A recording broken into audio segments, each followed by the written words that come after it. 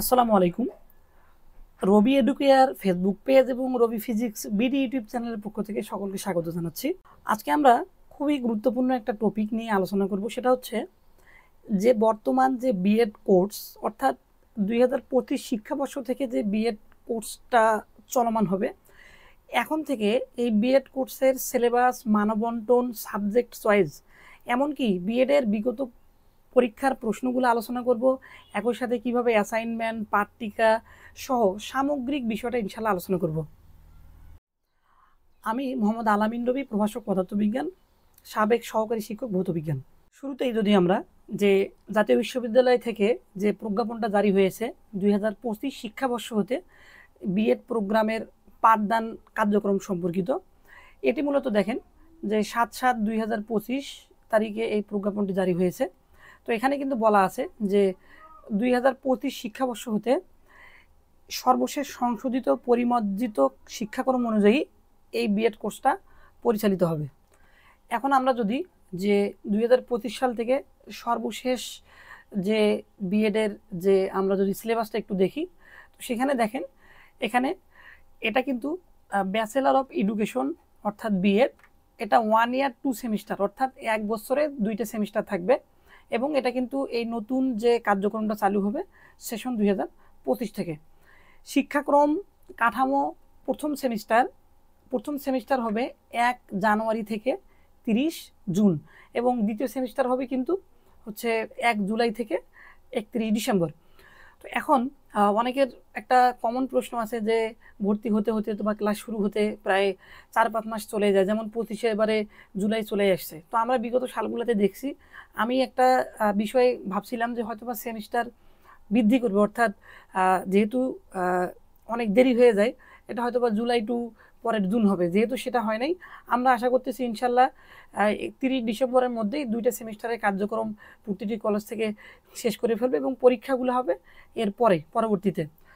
তো যা হোক, আমরা যদি প্রথম সেমিস্টারের আমরা যদি একটু কোর্স শিরোনাম অর্থাৎ সাবজেক্টগুলো যদি আমরা নাম দেখি, মূলত প্রথম সেমিস্টারে এর আগেও যেটা ছিল 4টা মেজর সাবজেক্ট থাকবে। যদি আমরা মেজর বলি, এই 4টা সবার জন্যই থাকবে এবং বাকি 2টা করে বিষয় বিজ্ঞান, মানবিক এবং যে কমার্স থেকে, তো এগুলা থেকে কিন্তু প্রতিটি বিভাগ থেকে 2টি করে বিষয় নির্বাচন করতে পারবে।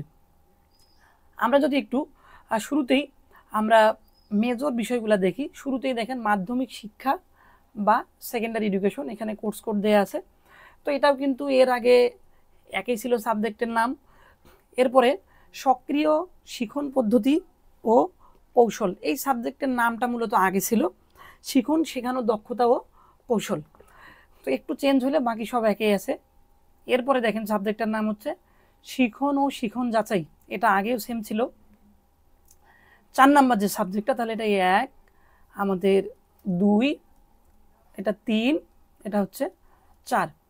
4 নাম্বার সাবজেক্টটার নাম হচ্ছে শিক্ষায় বিকাশমান তথ্য ও যোগাযোগ প্রযুক্তি।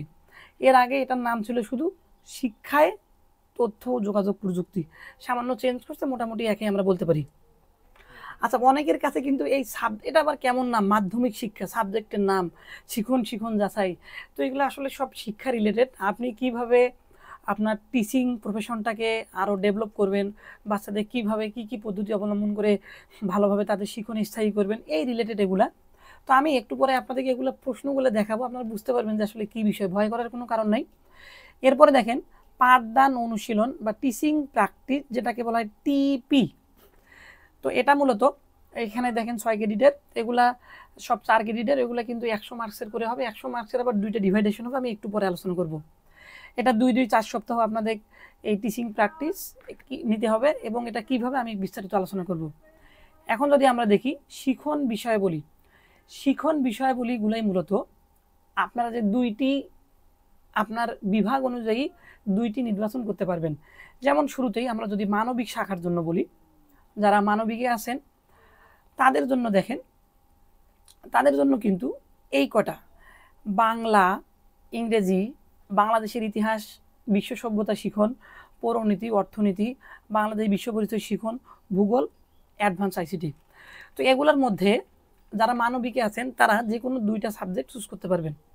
কোন 2টা সাবজেক্ট চুজ করলে আপনার জন্য রেজাল্ট ভালো হবে, সব দিক থেকে ভালো, আমি একটু পরে আলোচনা করব। এরপরে দেখেন বিজ্ঞান শাখা থেকে কিন্তু আমাদের গণিত, পদার্থ রসায়ন, জীববিজ্ঞান, অ্যাডভান্স আইসিটি, এখান থেকে যে কোনো 2টা সাবজেক্ট আপনি চুজ করতে পারবেন। এরপরে যারা ব্যবসা শিক্ষায় শাখায় আছেন তাদের কিন্তু দেখেন ব্যবসায় উদ্যোগ শিখুন, হিসাব বিজ্ঞান শিখুন, ফিন্যান্স, ব্যাংকিং, অ্যাডভান্স আইসিটি। তো দেখেন এখানে সবগুলা থাকলেও সব কলেজে কিন্তু সবগুলা থাকে না। যেমন কিছুদিন আগে আমার কাছে একটা ফোন আসছিল, তো ওনাদের সাবজেক্ট ওয়াইজ হয়ে গেছে, যদিও হয় আপনারা আবার কিন্তু চেঞ্জ করতে পারবেন, যেহেতু এখনও কার্যক্রম চলতেছে, ভর্তি কার্যক্রম। তো এখন যেমন আমি বিজ্ঞানের কথা বলি, বিজ্ঞানে দেখেন এখানে যে গণিত, পদার্থ রসায়ন, যেমন যিনি আমাকে ফোন করছিলেন ওনার ফিজিক্স সাবজেক্ট, কিন্তু উনি যে টিচার্স ট্রেনিং কলেজে ভর্তি আছেন সেখানে কিন্তু পদার্থবিজ্ঞান শিখনটা নাই। কারণ এই কলেজগুলোতে যখন ওই সাবজেক্টের টিচার থাকে না তখন কিন্তু ওনারা স্টুডেন্টদের তখন বলেন যে আপনারা, প্রশিক্ষণার্থীদের বলেন যে আপনারা ধরেন এই 3টা থেকে আপনারা চুজ করেন। এখন যদিও আপনার অনার্সের বিষয় ফিজিক্স, তারপরে কিন্তু ফিজিক্স ওখানে নেওয়ার সুযোগ নেই। তো এরকম যদি হয় চিন্তার কোনো কারণ নাই, আপনার অনার্সের বিষয় ফিজিক্স হলে আপনাকে যে ফিজিক্স নিতে হবে খুব একটা ম্যান্ডেটরি নয় এখানে। তবে এখন আমার কথা হচ্ছে যেমন বাংলাতে এগুলো সব নাও থাকতে পারে, এই প্রথম সেমিস্টারে আপনি এখান থেকে কোন 2টা বিষয় নির্বাচন করবেন। আমরা যদি সবগুলা শাখা দেখি, সবগুলা শাখা থেকে কিন্তু একটা কমন সাবজেক্ট আছে। আপনারা মনে হয় এতক্ষণে গেস করে ফেলছেন সেটা কি? সেটা হচ্ছে দেখেন অ্যাডভান্স আইসিটি শিখন। মানবিকে আছে, বিজ্ঞানে আছে, এবং আমাদের ব্যবসায় শিক্ষাতেও কিন্তু আছে। আমার যেটা সাজেস্ট, যেহেতু আমি নিজেও আমার এই সাবজেক্টটা ছিল এবং ভালো লাগছে এবং আমি এটার অনেক উপকারিতা পাইছি, আপনাদের যারা মানবিকে আছেন আপনাদের জন্য আমার সাজেস্ট হচ্ছে যার অনার্সের বিষয় যেটা সেটা অবশ্যই চুজ করবেন। যদি ওই প্রতিষ্ঠানে যদি সেই সাবজেক্টটা থাকার সম্ভাবনা অনেক বেশি, ব্যতিক্রম হতে পারে, চিন্তার কোনো কারণ নেই। ধরেন আপনি বাংলা নিয়ে অনার্স করছেন, আপনি বাংলা শিখনটা নেবেন, এটা চুজ করবেন, বাংলা শিখন, এবং আপনি অ্যাডভান্স আইসিটি নেবেন। অ্যাডভান্স আইসিটি মূলত কম্পিউটার রিলেটেড আইসিটি বিষয়ক। আপনি যখন একজন শিক্ষক হবেন শ্রেণীকক্ষে আপনাকে বিভিন্ন আইসিটি উপকরণ ব্যবহার করতে হবে, বা আইসিটি শিক্ষায় আপনাকে কিন্তু দক্ষ হতেই হবে। তো আপনি যারা ভয় করলেও আমার সাজেস্ট হচ্ছে এটা খুব কঠিন নয়, অনেক সহজ, যেহেতু আমি নিজে আমার আইসিটি, কম্পিউটার, আমি এগুলো নিয়েই পড়ে থাকি। অনেক সহজ একটা বিষয়। আমি যদি বইটা দেখাই, এই যেটা একটা বই, অ্যাডভান্স আইসিটি বই, খুব বেশি কিছু নাই এখানে। সেভ এজের পার্থক্য, কীভাবে ইমেইল খুলবেন, মাল্টিমিডিয়া ব্যবহার করবেন, খুব সহজ এই বিষয়গুলো। তো আমার মনে হয় যারা আছেন খুব অনায়াসে আপনারা আয়ত্ত করতে পারবেন। আর যদি একান্তই যদি কারো যে না আমি কম্পিউটার, আমি আইসিটি, না আমার দ্বারা হবে না, জোর করে কোনো কিছু আমরা শিক্ষার্থীদেরকেও চাপাবো না, নিজেদের নিয়ে আমরা চাপাই নিয়ে আসবো না, সেক্ষেত্রে আপনি এটা এবং বাংলাদেশ বিশ্ব পরিচয় এটা চুজ করতে পারেন। বাংলাদেশ বিশ্ব পরিচয়, যার সাবজেক্ট ইংরেজি তিনি ইংরেজি নেবেন, অ্যাডভান্স আইসিটি নেবেন, এটা আমার সাজেস্ট। এখন বিজ্ঞানের বিষয়গুলোতে আসি। যিনি বিজ্ঞানে আছেন তার জন্য আমার সাজেস্ট হচ্ছে, বিজ্ঞানের আমরা যারা আছি তারা যদি আইসিটিকে ভয় করি, আসলে এটা আমি একদম প্রিফার করি না। আপনি যদি ফিজিক্স থেকে হন আপনি ফিজিক্স নেবেন এবং কি নেবেন, অ্যাডভান্স আইসিটি নেবেন। আপনি যদি ম্যাথ হন ম্যাথ নেবেন, অ্যাডভান্স আইসিটি নেবেন। আপনি যদি কেমিস্ট্রি হন কেমিস্ট্রি, অ্যাডভান্স আইসিটি নেবেন। কারো যদি একান্ত ইচ্ছা হয় যে না আমার অ্যাডভান্স আইসিটি আমার হবে না, চলবে না, ফিজিক্স কেমিস্ট্রি নিতে পারেন, বা ম্যাথ বায়োলজি নিতে পারেন। তবে এগুলো কঠিন নয়। ওই ফিজিক্সে আমরা অনার্স পড়ছি, শ্রোডিঙ্গার সমীকরণ, ভাই এগুলো আসবে না। আমি একটু পরে প্রশ্ন দেখাবো, এখানে প্রশ্ন করবে পদার্থবিজ্ঞান শিক্ষার উদ্দেশ্য কী, একজন শিক্ষার্থীকে আপনি কিভাবে পদার্থবিজ্ঞানের মানে শিক্ষায় আগ্রহী করেন, ম্যাক্সিমাম প্রশ্ন এগুলা, বিষয়ভিত্তিক খুব কম। তো এটা হলো আমাদের ফার্স্ট সেমিস্টার। আপনি অ্যাডভান্স আইসিটি কেন নেবেন এবং কি কি বেনিফিট পাবেন আমি একটু পরে যখন পাট্টিকা বা ক্লাসগুলো টিপি ক্লাস সম্পর্কে আপনাদের দেখাবো তখন আপনি আরও ক্লিয়ার হবেন বিষয়টা। তো আমরা এখন চলে যাচ্ছি দ্বিতীয় সেমিস্টারে, 1 জুলাই টু 31 ডিসেম্বর দ্বিতীয় সেমিস্টার। কোর্সগুলো কী কী দেখেন, দ্বিতীয় সেমিস্টারে কিন্তু মাত্র 2টা মেজর সাবজেক্ট 2টা। একটার নাম হচ্ছে জেন্ডার, বৈশ্বিক নাগরিকত্ব, একীভূত শিক্ষা। এর আগে এটা শুধুই একীভূত শিক্ষা ছিল এবং এর মধ্যেই কিন্তু এই টপিকগুলো ছিল। তো এবারে একটু সাবজেক্টের কোর্সের নামটা চেঞ্জ করছে, এতটুকুই। আমার কাছে কিন্তু এই যে দেখেন অসংখ্য পরিমাণে প্রায় সব বই আমার কাছে কিন্তু আছে, এই মুহূর্তে সব বই আছে আমার কাছে। আচ্ছা, তো এখন আরেকটা হচ্ছে শিক্ষায় গবেষণা।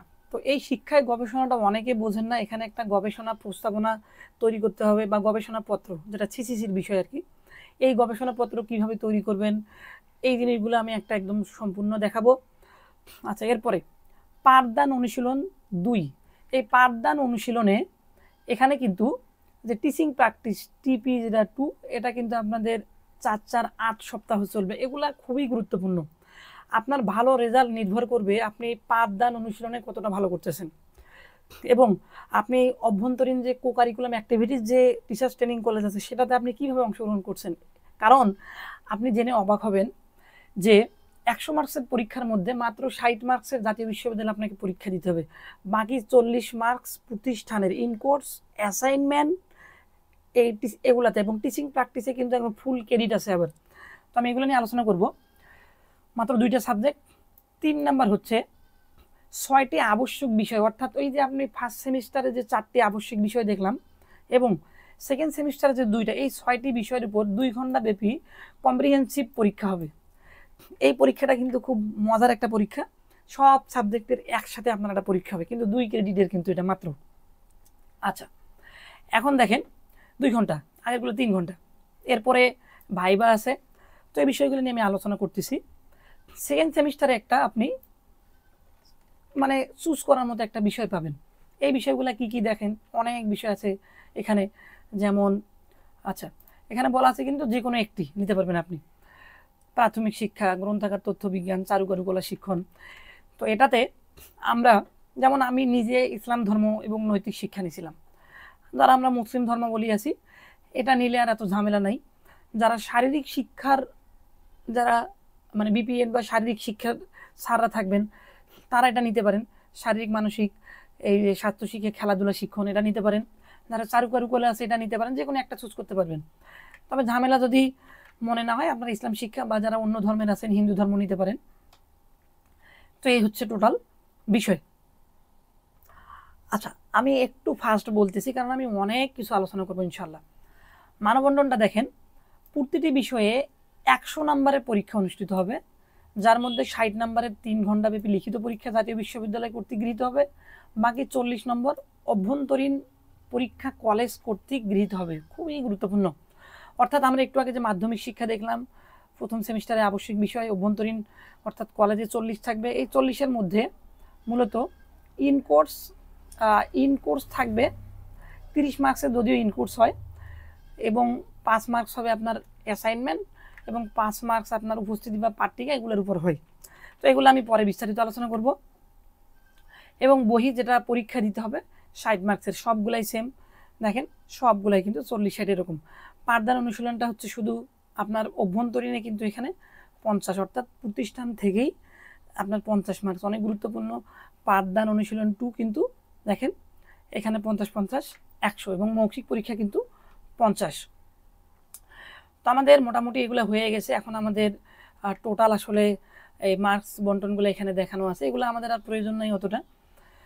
তো আমরা এখন যে জিনিসটা দেখব সেটা হচ্ছে গ্রেডিং যেটা সিস্টেম। এই গ্রেডিং সিস্টেমটা আপনারা যারা ইউনিভার্সিটি বা জাতীয় বিশ্ববিদ্যালয়ে আপনারা যারা পড়ছেন, যেভাবে গ্রেডিং সিস্টেম, তাই ওই যে 60 এবং 40 মিলে 100, 100-এর মধ্যে 80 বা তার উপরে পাইলে A+, 4.00, অর্থাৎ আউট অফ 4। 75 থেকে 79 A, 70-74 A-, 65-69 B+, B, অর্থাৎ B হচ্ছে ফার্স্ট ক্লাস এটা। হ্যাঁ, তো এটা মূলত আমাদের আর এটাতে আলোচনা তেমন কিছু নাই। তো এই হচ্ছে বিষয়। আচ্ছা, এখন আমি বিগত কিছু প্রশ্ন আপনাদের সাথে শেয়ার করতে যাচ্ছি। যেমন দেখেন, এটা হচ্ছে 2024, অর্থাৎ লাস্ট যে শিক্ষাবর্ষ ছিল, মাধ্যমিক শিক্ষা। যেমন কি দেখেন, মাধ্যমিক শিক্ষার স্বরূপ ব্যাখ্যা করুন, শিক্ষাক্রম, পাঠ্যসূচির পার্থক্য, এনটিআরসি এর কাজ কি। এই যে দেখেন, আপনারা কিন্তু সকলেই, অনেকেই প্রায় ম্যাক্সিমাম এনটিআরসি থেকে জবে হয়তো বা ঢোকার জন্য কোর্সটি করতেছেন। তবে এখানে এই বিএড কোর্স থেকে কিন্তু শুধু মানে একটা স্কেল চেঞ্জের জন্য এই কোর্সটা নয়, এই কোর্সটা থেকে অনেক কিছু শেখার আছে। এরপরে মাইন্ড ম্যাপিং কি, যোগ্যতা ভিত্তিক, দেখেন জীবন দক্ষতা ভিত্তিক শিক্ষা কি, শিক্ষাক্রম কি, এনসিটিভি যা আমরা জানি যে এর কাজ আলোচনা করুন। তার মানে কিন্তু এগুলা খুব কঠিন, এগুলা নয়।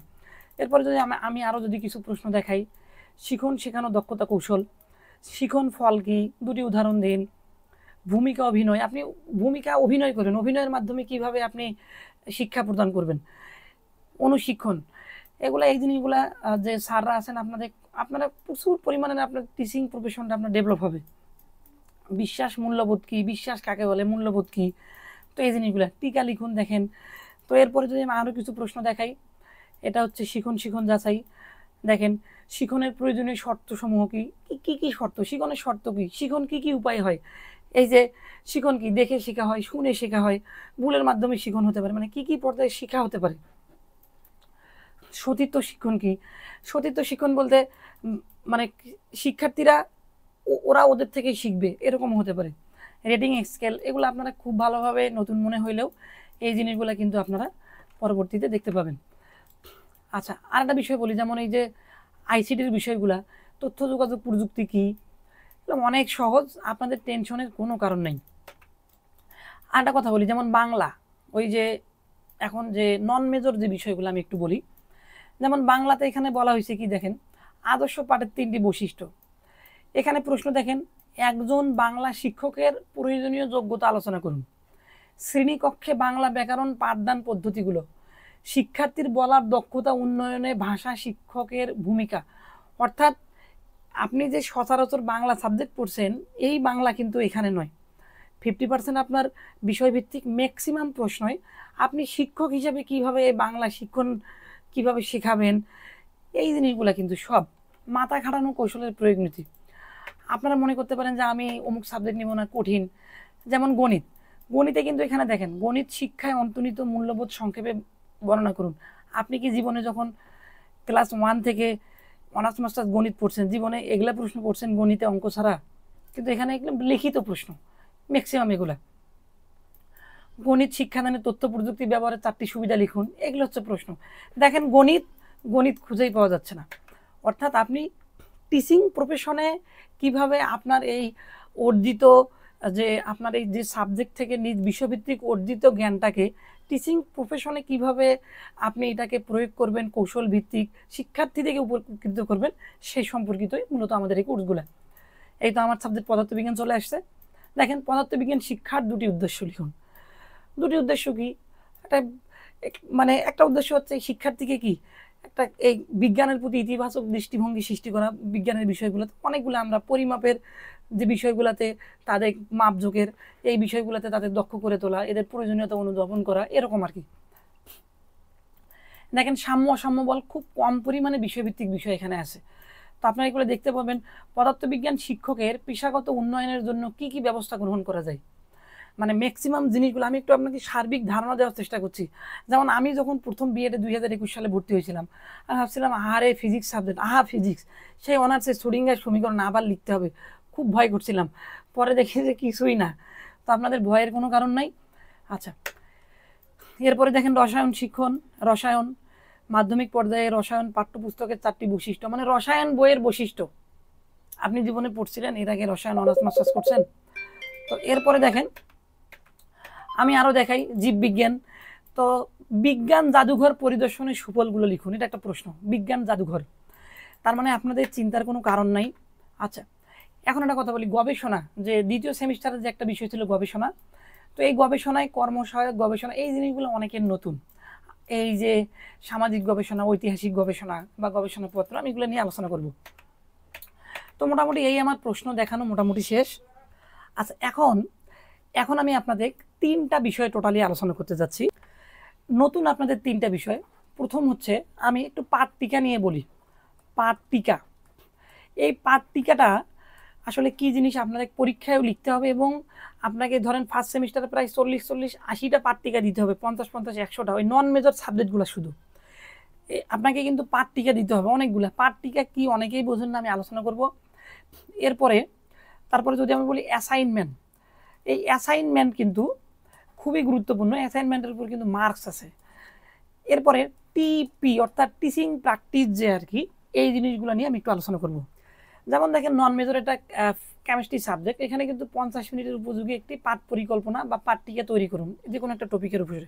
ফিজিক্সের থাকবে, বাংলার থাকবে, সবগুলোরই থাকবে। আচ্ছা, যেমন এটা দেখেন একটা পাঠ পরিকল্পনা, এটা তথ্য এবং যোগাযোগ প্রযুক্তি আইসিটির, মানে যে নন মেজর যেটা। যেমন এইভাবে আমি আরও বিস্তারিত আপনাদের এই পাঠটিকা কীভাবে লিখতে হয়, আলহামদুলিল্লাহ আমি এগুলো খুব ভালো লিখতে পারতাম। এটা আমার লেখা, আমার নিজের, আমার সময়ের। তো আমি এই পাঠটিকাগুলো কীভাবে লিখতে হয় পরীক্ষায়, বা আপনার কিন্তু যেহেতু 40 80টা বা 50 100টা পাঠটিকা জমা দিতে হবে। তো এই জন্য অ্যাডভান্স আইসিটি আমি কিন্তু বলছিলাম নেওয়ার একটা সুবিধা আছে। এই অ্যাডভান্স আইসিটিতে আপনি অ্যাভেলেবেল পাঠটিকা পাবেন। আমার কাছে এই মুহূর্তে প্রায় শত শত পাঠটিকা আছে বিভিন্ন বিষয়ের উপরে। যেমন এইটার টপিকটা কী ছিল দেখেন, এই পাঠটিকার যে শিখন ফলটা ছিল আউটপুট ডিভাইস সম্পর্কে ব্যাখ্যা করতে পারবে। অর্থাৎ এই শিখন ফলটাকে আমরা আবার বিভাজন করব। আউটপুট ডিভাইস কি বলতে পারবে, আউটপুট ডিভাইসের সুবিধা সমূহ লিখতে পারবে, আউটপুট ডিভাইসের কাজ বর্ণনা করতে পারবে। আপনি যে পুরা পাঠ পরিকল্পনাটা হচ্ছে আপনি 50 মিনিটের ক্লাসে শিক্ষার্থীকে কীভাবে আপনি পরিকল্পনা করে যাবেন যে আমি এই 50 মিনিটে আজকে এই টপিকের উপর আলোচনা করব। শিখন ফল বলতে আমি শিক্ষার্থীদের থেকে এই জিনিসগুলো ওদের থেকে আমি বের করে নিব, বা ওরা এই শিখন অর্জন করবে আজকে, সেটা আপনি 7 মিনিট প্রস্তুতিতে আপনি যাবেন, শুভেচ্ছা বিনিময় করবেন, বাড়ি কাজ দেখবেন, উপস্থাপনা করবেন এই বিষয়টাকে। এরপরে আপনি কাজ দিবেন, একক কাজ দিবেন। এটা বোঝানোর পরে বলবেন যে একক আউটপুট ডিভাইস কি, জোড়ায় কাজ দিবেন, দলীয় কাজ দিবেন। অর্থাৎ আপনি আজকের এই ক্লাসটাতে কি উপকরণ ব্যবহার করবেন এবং বাড়ির কাজ কি দিবেন, প্রতিটা ক্লাসের পূর্বেই মূলত আমাদের উচিত এইভাবে শিক্ষকদের একটা পরিকল্পনা করে নেওয়া যায়। এবং আপনারা যখন টিচিং প্র্যাকটিস ক্লাসগুলো যখন নেবেন বিভিন্ন প্রতিষ্ঠানে, আপনাদের কিন্তু পাঠটিকা করতেই হবে। তো এটা কিন্তু খুবই গুরুত্বপূর্ণ। ভালো মার্কসের জন্য আলহামদুলিল্লাহ আমি 3.76 সিজিপি এবং দ্বিতীয় স্থান অধিকার করে 2021 সালের সরকারি টিচার্স ট্রেনিং কলেজ রংপুর থেকে সফলভাবে উত্তীর্ণ হয়েছি এবং এমএড প্রশিক্ষণার্থী। আমি এই জিনিসগুলো আলহামদুলিল্লাহ খুব ভালো বুঝি। আচ্ছা, তো এই হচ্ছে পাঠ পরিকল্পনার এই হচ্ছে বিষয়টা। যেমন এটা পদার্থবিজ্ঞানের একটা পাঠ পরিকল্পনা, যেহেতু আমার সাবজেক্ট।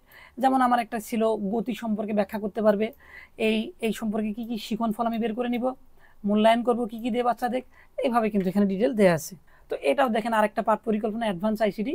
আপনারা এগুলা ইনশাল্লাহ ডিটেলস আপনাদের প্রয়োজন হলে কমেন্ট করবেন, আপনারা পেয়ে যাবেন। তো আমার এই পাঠটিকা বা পাঠ পরিকল্পনা আমি একটু আমি সংক্ষিপ্ত আলোচনা করবো, তাতে ভিডিওটা অনেক দীর্ঘায়িত হয়ে গেছে। যদি সামান্য পরিমাণ উপকৃত হন ভিডিওটা থেকে, তাহলে অবশ্যই লাইক, কমেন্ট এবং শেয়ার করবেন।